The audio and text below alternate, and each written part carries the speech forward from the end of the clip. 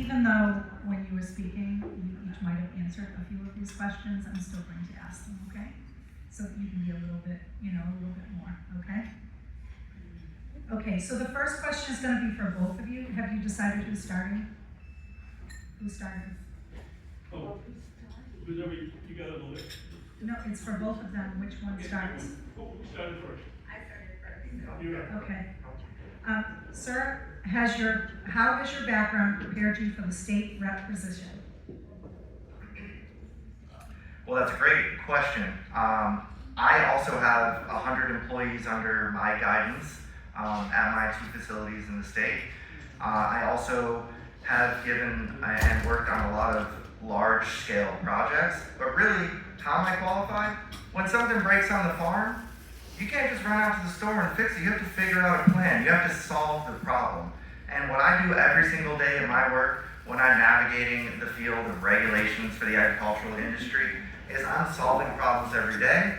I'm working within the laws and rules and regulations to get the job done.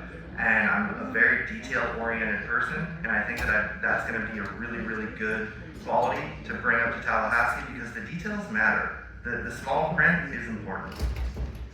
Thank you, sir. Ms. Oliver? Mrs. Thank you. Yes, as a lawyer, as a lifelong Republican, as a businesswoman, I am uniquely prepared to represent our district up in Tallahassee. I was here after Hurricane Ian, and I was very fortunate that my house was not damaged during the storm. So I was able to go to work, and we started serving our community on day 1. The moment that we got the all clear from EMS, my brother Nick and I actually hopped in an ambulance. Now, granted, don't tell our insurance company because I was not certified in EBOC when I did it, but we went around and we were transporting patients who needed to get to dialysis because there was no water left in Lee Health.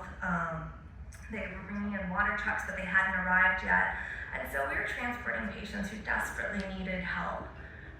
I know what it's like to function in a crisis and to operate in an emergency. And I know how to think on my feet, and I have the right principled behavior. Again, as a lifelong conservative, my instincts are good, and I listen to people, and I take advice, and I have a history of that on the airport authority and in my general life. You all know I have an open door policy. I'm always happy to talk to anyone and get your advice, because I can't be an expert in every single industry that's going to be facing the legislature. I can't be an expert in every policy issue that might come up in the next, 2 to 8 years.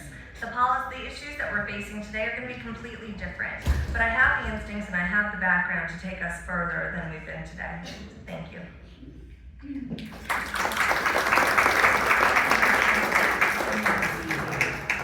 Thank you so much. The next question, most of these questions are for both of you, just so you know. The next question is also for both of you. Who is supporting your campaigns besides yourself, and why do you think they trust you to represent us in Tallahassee?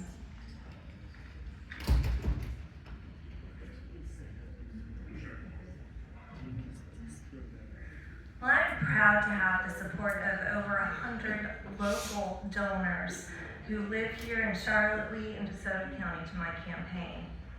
I have small businesses, I have medium-sized businesses who've been donating. In addition to that, I have our local trusted elected representatives. I have State Representative Spencer Roach has endorsed my campaign. Sheriff Bill Promell, Sheriff Carmine Marcino, State Attorney Amira Fox, State Senator Joe Cruters, Clerk of Court Roger Eaton, Tax Collector Vicki Potts, County Commissioner Bill Truex, County Commissioner Ken Doherty, School Board Member Kim Amantri, School Board Member Kara Reynolds, former State Attorney Stephen Russell, Punta Gorda City Council Member Bill Driver, and Punta Gorda City Council Member Donna Peterman. And I think if you ask them why they're supporting me, it's because I am the true conservative candidate. I'm a law and order candidate. That's why I've been endorsed by 2 sheriffs and state attorney and a former state attorney. I'm somebody who's going to back the blue and can be trusted to do so. And that's why I ask for your support, just like they supported me.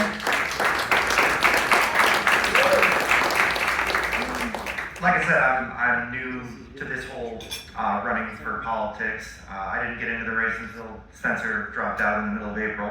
So I don't have a massive endorsement list. I am new to this field, but what I do have is I have a good group of volunteers that believe in me. I have a lot of good working relationships with members in the agricultural community. I didn't go around and ask for a bunch of endorsements. I've just been working on my ground game because it's such a short amount of time. The primary is August 20th. So as of right now, I'm just supported by my team and my small donations and just going on my message. And that's all I can do. Thank you, sir.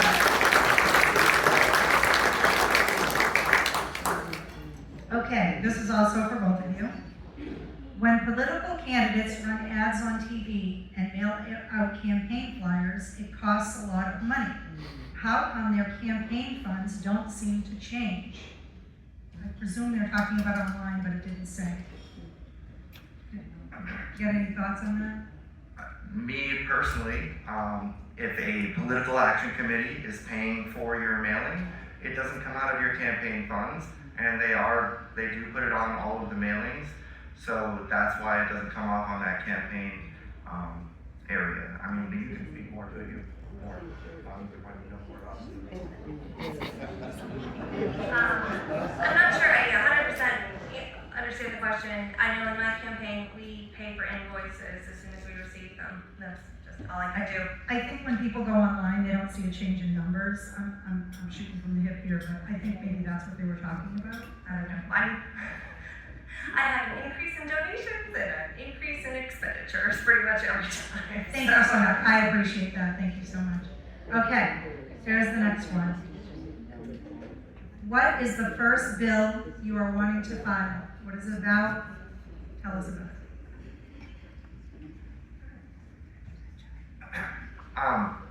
If you guys all look on your tables, I have some printouts of an op-ed that I've been working on for the Sun. One of the first things that I want to propose, if you guys do want to take a look at it, it's a sunset mandate. And what that will do is it will put a 5-year ticking clock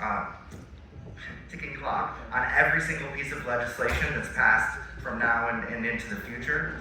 And what that does is every 5 years, if you're reviewing old legislation, you can see if it's still pertinent, if it's properly financed, if it's still necessary, etc. And what I also want to do is extend that sunset mandate to previous legislation. We have tens of thousands of laws on the books in Florida. The system's very convoluted, it's complex, it's extremely hard, one, because our IT infrastructure isn't that great here, so it's hard to actually find all of that information. And what we really need to do is start clearing a lot of those off the books. We could probably save $2 to $5 billion from this effort. It's definitely worth it. It's a bipartisan strategy. It would help balance our budget more, and it's real tangible legislation. It's on all of your tables, and I have more copies if anybody wants to take one home. Thank you, sir. So I do want to address that idea. So in the Florida House, you can file only a limited number of bills, so somewhere between 5 and 7 most years. But you can repeal as many as you want. So the idea of having every single law on our books expire after 5 years, it sounds like an administrative nightmare. We would have to be in session 12 months a year just to get through every single bill that has ever been passed in the state of Florida. So I do disagree with him there from a policy standpoint and just an administrative headache standpoint. But I do believe that we need to address homeowners insurance rates. And so to that end, my very first bill that I would propose is to establish an insurance fraud task force to root out corruption and root out fraud in our homeowners insurance industry. So some of you have heard this before, but at my old house, my next door neighbors had a 20-year-old roof, and they were really excited. I met her at the fence, or Miss Mabel at the fence one day, and she was like, Vanessa, you won't believe it. This roofer came by, and he said that we had a wind event a couple of weeks ago, and that it damaged my roof. And so he's gonna get me a brand new roof for free. And sure enough, they got that brand new roof for free, and then you look around the neighborhood and that same roofer where signs are out all over the street and everybody's getting new roofs. And now, I can promise you, I lived there. There was no wind event the few weeks before, but that's just fraud. And so who is paying the cost of that fraud? That's you and me and every other homeowner ratepayer in the state of Florida, and I want to root that out. Thank you.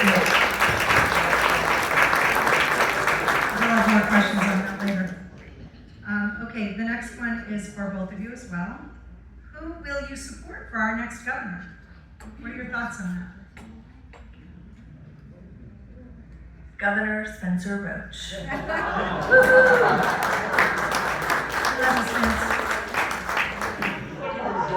Yeah, I mean, I'd vote for him. It's always challenging to see who's going to be the next one that rises up. Luckily, we have a lot of talent right here. I wouldn't be surprised if Mike Grant makes a run for it.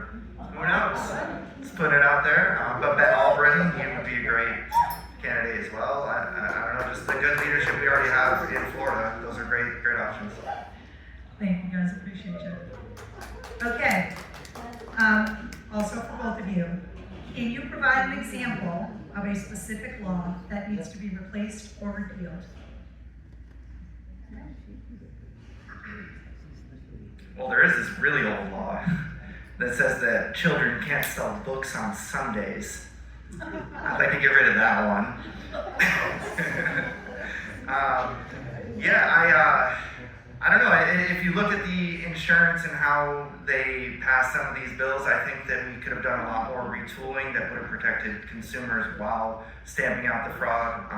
I think we need to take a step back and really reevaluate who benefited most from the insurance reform that happened in the last session, because all I can see is that everyday citizens in Florida are still struggling. So that's something that I would try to revisit and really try to fix. Thank you, sir.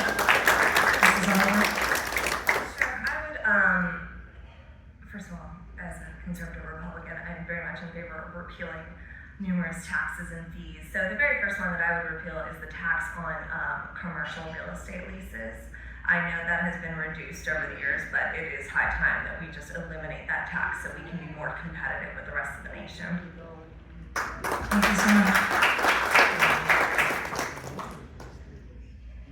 Okay. You both might want to definitely talk about this one. What are your thoughts on the water pollution, clean water for our area, and what do you think can be done?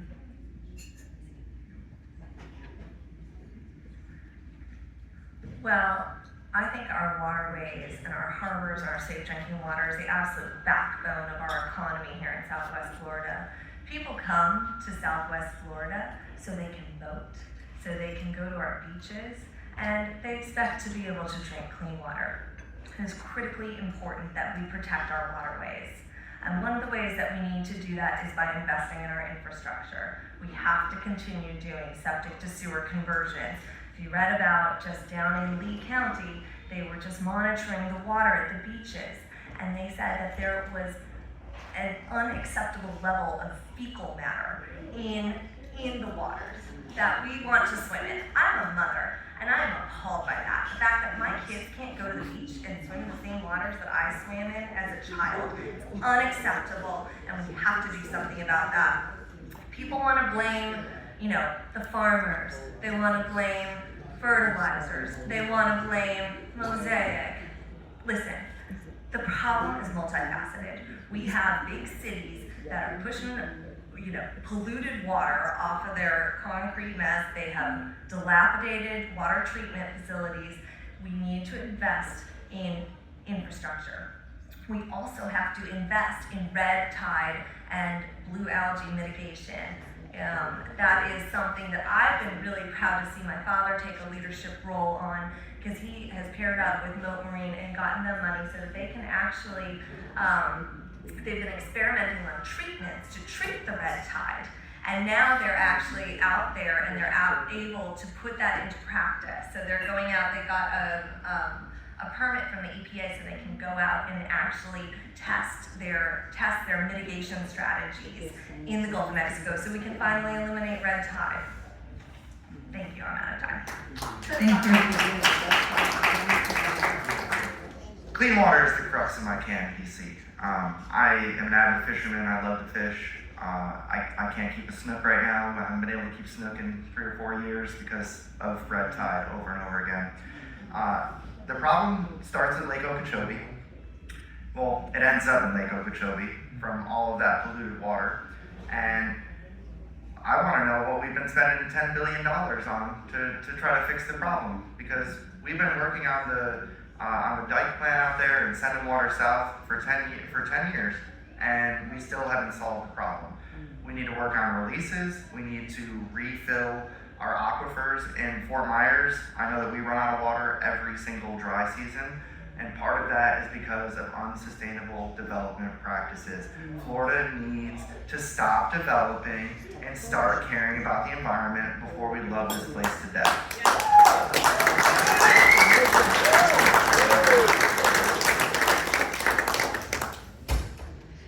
Miss Oliver, this question is specifically for you. I'm going to read it exactly as it's written. Why did you support the privatization of our airport?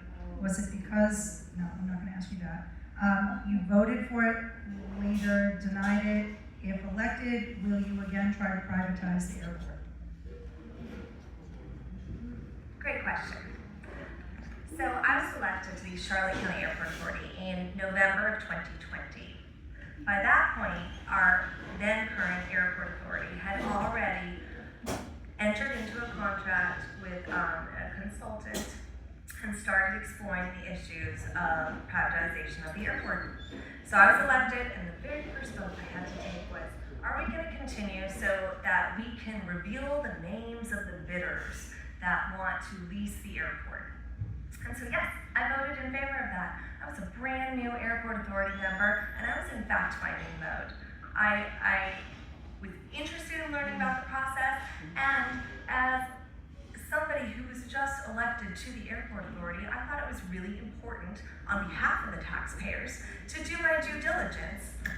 And that is why I absolutely was in favor of continuing the process. I did not vote to privatize the airport. Let me start by saying that, because there was no lease. There was no name of anybody that was wanting to enter into a lease. There was no terms. There was no nothing. There was absolutely nothing at that point. It was just a vote of whether or not to continue the process to reveal the bidders. So ultimately, that failed. I didn't have any heartburn about it. A couple of months ago, the newspaper said that in this next election, the big issue is going to be privatization of the airport. And in order to put that to rest, I contacted our CEO of the airport and I said, please, let's do a resolution. Let's put this to bed. We're not moving forward with this.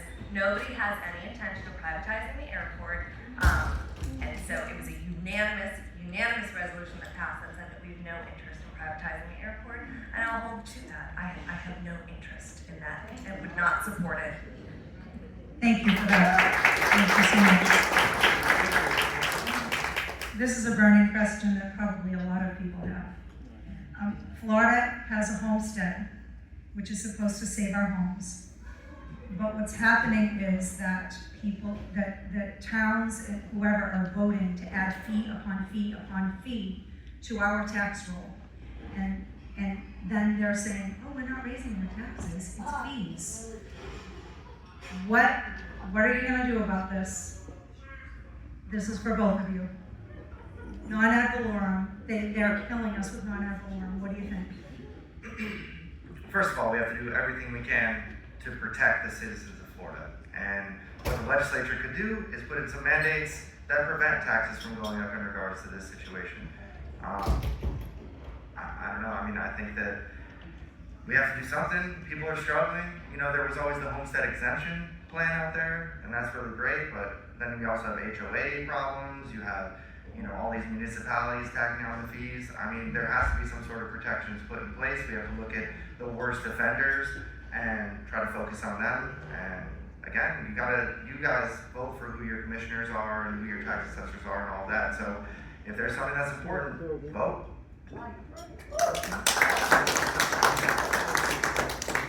So that's actually illegal to new fees to be added to the tax roll without being voted upon. My old boss, Derek Schrock, actually sued the city of Ocala because they were doing a fire fee as a separate line item on ad valorem, and he won that class action lawsuit on behalf of the taxpayers and ratepayers in the city of Ocala.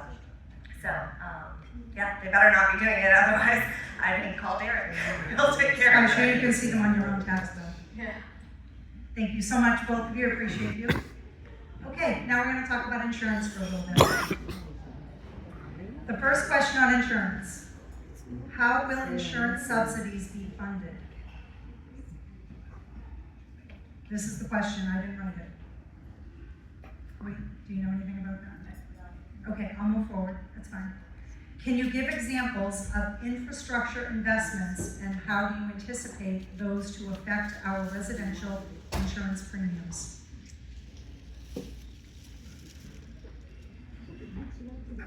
What was the question again? Sorry.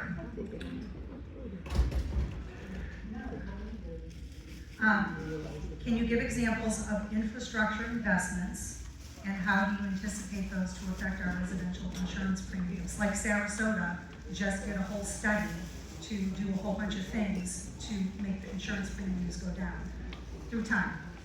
Of course. Well, the first thing is we should be burying our power lines. I don't know why we don't do that.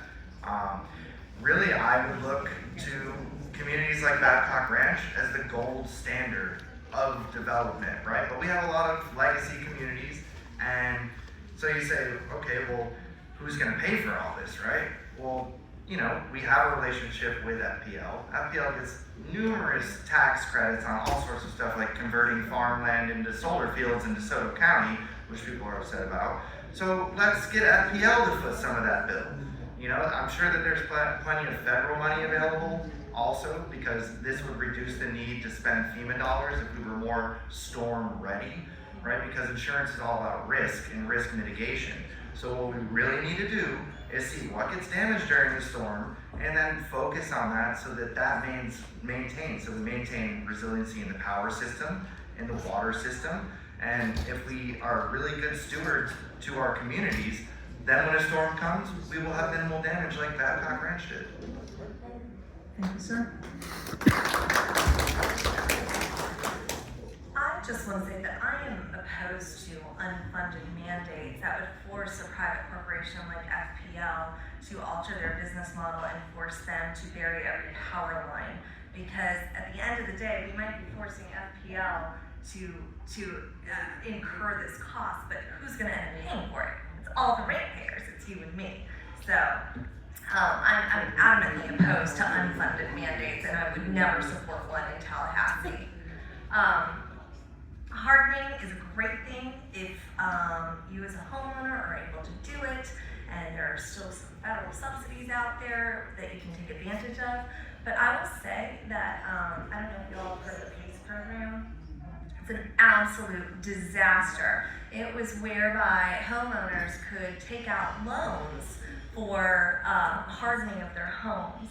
But then, if they didn't repay their bills, their homes ended up lost. They were on the tax rolls, and the tax collectors sued because it was so unbelievable. It was such a complete scam for these homeowners who were losing their homes just to try to harden them. So you have to be really, really careful when making laws of unintended consequences. You have to think them through and not just say the first thing that pops into your mind is a good answer. You gotta vet it. Thank you. Thank you.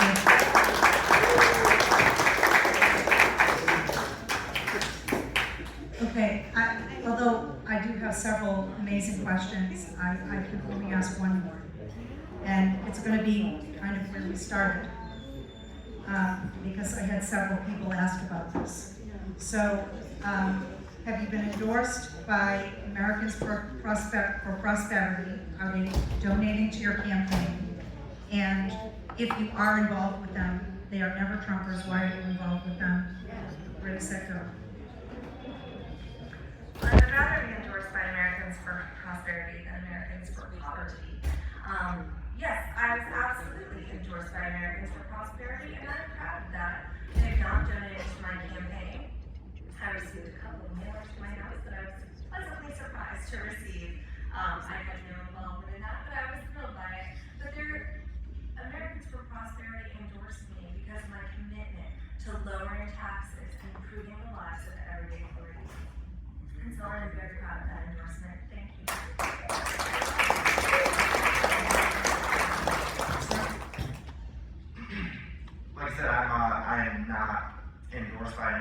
organization. Look it up, Forbes article, January 24th, 2024, when he was on the campaign trail for primary.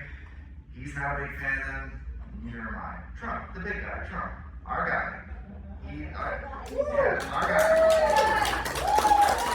Thank you both so much for coming here. We really appreciate you very much, and thank you for your time and graciousness. It's also amazing, listen to some of the questions. I'm sorry it ran so long. I have one or two more things. Unfortunately,